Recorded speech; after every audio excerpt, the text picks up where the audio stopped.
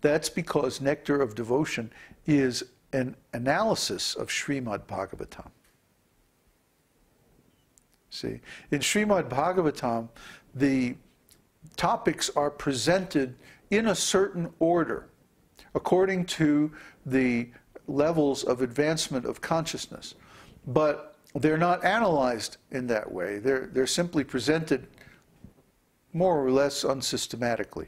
Well, here's a story, and then, oh, what's your question? Well, that reminds me of another story. Here's this other story, and then on and on. Sometimes there's stories within stories within stories, and so on. Srimad Bhagavatam is wonderful. It's like an encyclopedia. Its scope is just so vast. Nectar of Devotion takes all that material and it puts it in a specific order. It actually puts it in the order in which you will need it to accomplish the process described in Srimad Bhagavatam, which is to change your consciousness from material to spiritual. So Nectar of Devotion is very scientific. It gives a whole process, step-by-step process for freeing our consciousness from the influence of the material energy and putting our consciousness under the influence of the spiritual energy. From Mahamaya to Yoga Maya. Okay? Mahamaya means material illusion. And Yoga Maya means spiritual illusion. We're always in illusion. Because our power of consciousness is tiny. It's atomic. But we can either be in material consciousness or we can be in spiritual consciousness or some combination of both in the transitional stage. As we are advancing in devotional service, we're neither completely in material consciousness nor completely in spiritual consciousness. We're in some mixture. It's only when we get to the final, highest stage of devotional service that we become in pure devotional service, pure spiritual consciousness. So that's what the last few chapters have been describing. Up until then, there's been a whole progression of different processes, different states, and different references from Srimad Bhagavatam. Please don't do that. It's very distracting. And we have seen gradually how one progresses through all these different stages until he reaches the perfectional stage. So the point, the big point here is that there is a perfectional stage, that there is a known, definite method for reaching the highest stage, and that one should progress through all these different stages until he actually gets there. That might seem like a trivial point, but I've been in devotional, so-called devotee societies where it was more or less assumed that nobody could become perfect. And that's not right. That's not correct. That's not the philosophy of Nectar of Devotion, and it's not the philosophy of Srimad Bhagavatam, and it's not the philosophy of Vedanta Sutra. Vedanta Sutra spends quite a bit of time talking about how unless there's something really, unless you've done something really, really bad, you can attain perfection in this lifetime. The process is specifically designed for that.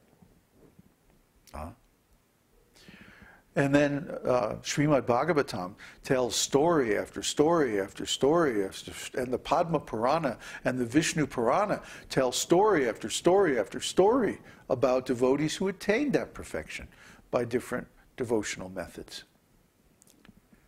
So the message that we get from the Scripture is very different. The message that we get from the Scripture is that you can attain this highest goal in life. There's several of our students right now, I mean, according to the things they post on our forum and like that, they're there. They're there. They're getting all these symptoms as described in Nectar of Devotion, all these things are happening in their lives, and you know. And this is just as by on the internet. Imagine if they were actually here and living this life every day and so on. How much power there is in these activities. You can't imagine. Huh? So, I got into a whole rap, didn't I? I was just going to ask for questions. But now really, post your questions about this process and about the whole first section, 19 chapters of Nectar of Devotion that we have covered in the last few months. Wow, it's been 3 months, hasn't it? We've been going over Nectar of Devotion. Yeah. Since we got here, remember, since before we got the house, I started doing those recordings, and we posted them, and then Navayovana Prabhu kindly transcribed them, and we got so many big discussions on the forum about it, and I mean, it's really just been great. Okay, is there questions? Yes. A question from Amit. Is consciousness part of the soul or separate?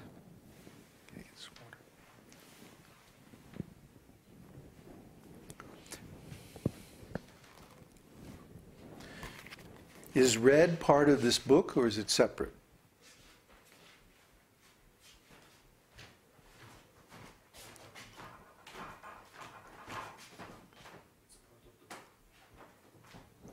Shh. Don't give it away. Huh? Is white part of this cloth, or is it separate? Thank you.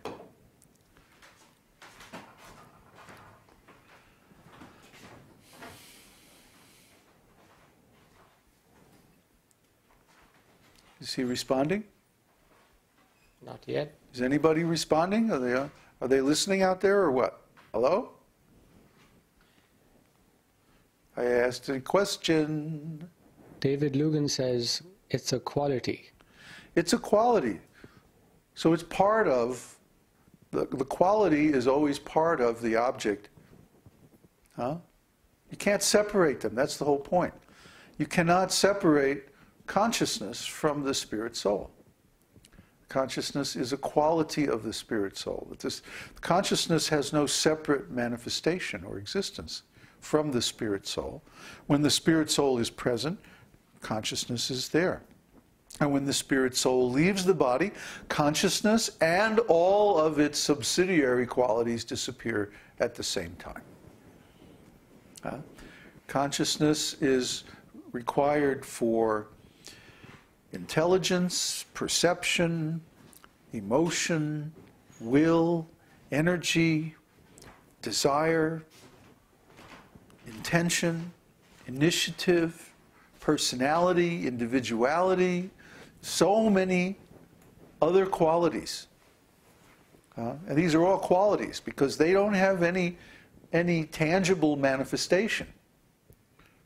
See, you can't take personality and put it in a test tube and make experiments with it. It's an intangible, just like consciousness. But it's a quality of a spirit soul. And when the spirit soul disappears from the body at death, all those qualities disappear at the same time.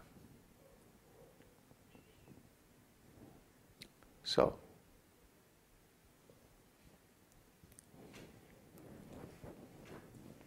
question from Theo. How do you know if you have done something really, really bad in a previous life? It would be in your chart. You would see the reaction in your chart. You would have a difficult Saturn placement, or a weak sun, or a very nasty Mars or Ketu, Rahu Ketu axis, something like that. And in that case, do all these methods have no effect for you? No, all these methods are good. They work with everybody, but you may have to go through the reactions to your previous activities before you get to the perfectional stage. And certainly, if a person has a lot of bad or difficult aspects in their chart from previous activities, this spiritual cultivation of spiritual consciousness will help them get through it. I don't know how I would have made it through Saturn period if I wasn't a devotee.